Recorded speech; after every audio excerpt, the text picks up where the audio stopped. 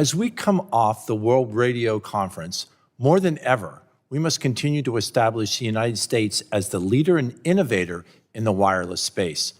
Open RAN is one area that will spur continued competitiveness and American leadership. We need to support its growth. Open RAN revenues are forecasted to be more than $6 billion by 2027, showing how operators have begun to shift more towards trusted vendors and this technology. Supporting Open RAN with trusted vendors is especially important because Chinese companies like Huawei are sending their equipment to operators rapidly and globally. I think we can all agree that this poses a multitude of security risks. We must ensure that our policies are not hindering the development and the deployment of trusted equipment and slowing our competitiveness. Mr. Toivonen, there are significant indicators of top-line growth. How do you believe that U.S. companies will benefit from the evolution of networks towards Open RAN?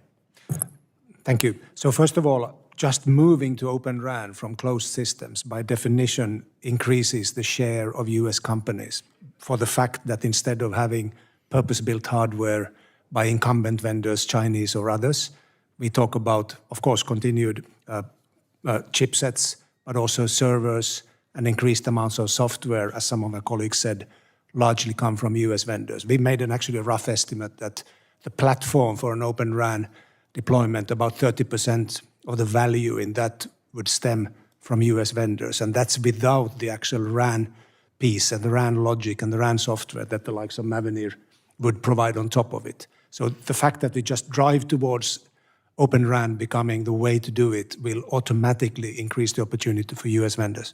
The other thing is to work internationally with some of the large markets. So to reach scale for RAN networks in general, as China is not an open market for any of the trusted vendors, Western vendors, India is extremely essential. India is the second largest market in the world. So we need to facilitate the cooperation both on political level between India and the US and other trusted nations.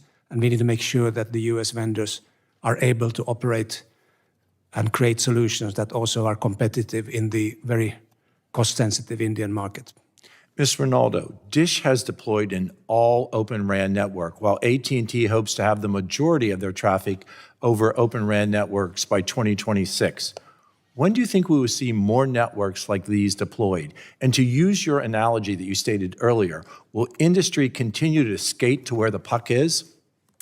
Yes, absolutely. I think that as additional spectrum comes online, that's why Spectrum Authority is so incredibly important. We are going to see a move to Open RAN.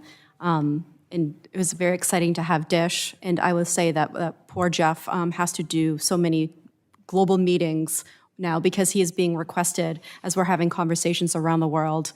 Global carriers are looking to DISH for some insight onto their journey throughout this process. Ms. Rinaldo, it's clear from this hearing so far that O-RAN has a multitude of security and economic benefits as these networks begin to be deployed. As a follow-up, what policies or actions should Congress be taking to support companies and vendors who participate in and deploy these Open RAN networks? So we appreciate everything you've done with the NTIA funding. Also, the State Department money is incredibly important. That was a much smaller pot of money, but how can we get our global allies around the world and incentivize them? And again, I mentioned in my testimony, making small tweaks to XM in DFC. We have the tools, they already exist. We need to make them more workable for the telecom industry because it's such a debt-heavy industry. Mr. Baker, Mavenir is a trusted vendor to 250 mobile operators around the world. Do you agree with Ms. Rinaldo's assessment, and what other ways can we support trusted vendors? Yes, certainly I agree with her assessment. You know, the world is moving in the right direction. More spectrum will give the ability to build more Open RAN networks.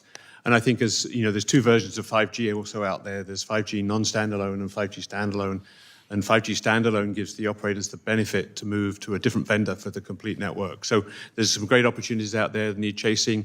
You know, it is about the ability to cover the debt and cost of actually, building these networks as the opportunities